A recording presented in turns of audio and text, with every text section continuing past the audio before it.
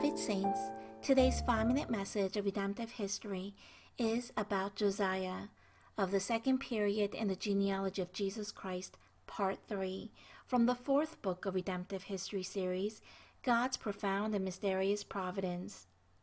In Part 1, we examined how Josiah carried out the last religious reformation in the southern kingdom of Judah. In Part 2, we learned how Josiah discovered the book of the law and ratified a covenant. At this time in Part 3, let us study how Josiah died in a battle against King Necho of Egypt and share God's grace together.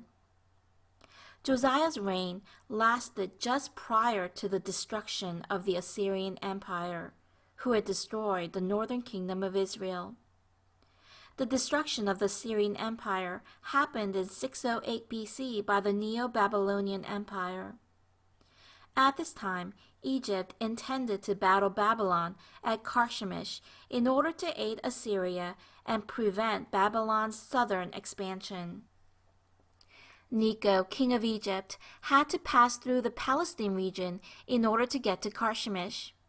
At this time, Josiah, who had taken an anti-Assyrian stance, collided with Egypt in battle. Pharaoh Necho, king of Egypt, sent messengers to Josiah to request amicable relations.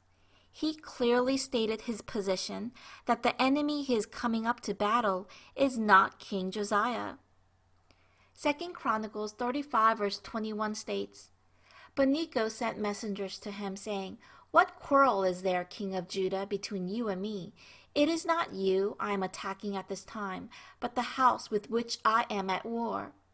God has told me to hurry, so stop opposing God who is with me, or he will destroy you.'"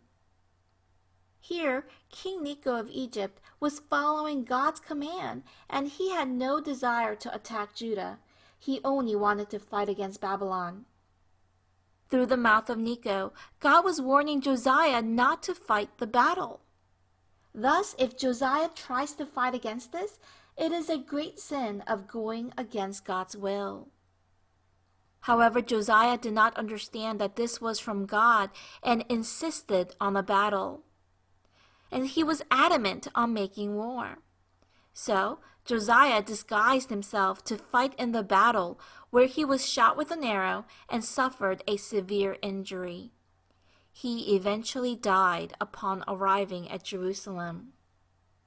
2 Chronicles 35 verse 22 says, "Josiah, however, would not turn away from him, but disguised himself to engage him in battle.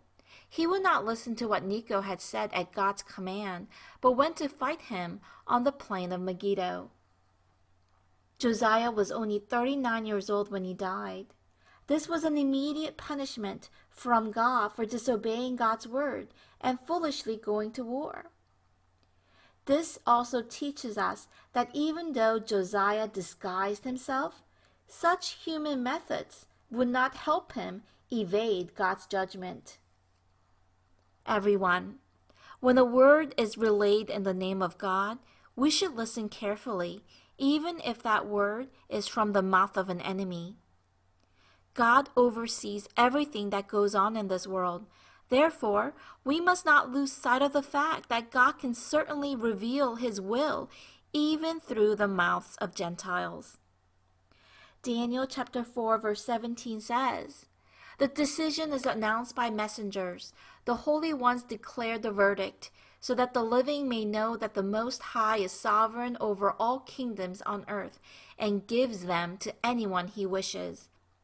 Here the expression, "gives them to anyone he wishes," teaches us that we need to pay heed to the word relayed in the name of God. It can be relayed through anyone. Of course, there may be people who misuse or make wrong use of this, abusing this.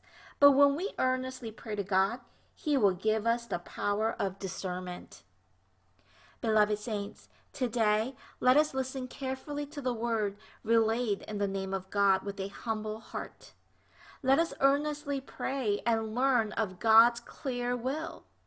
Then we can fulfill his will, glorifying him and receive his amazing blessings. I bless in the name of the Lord.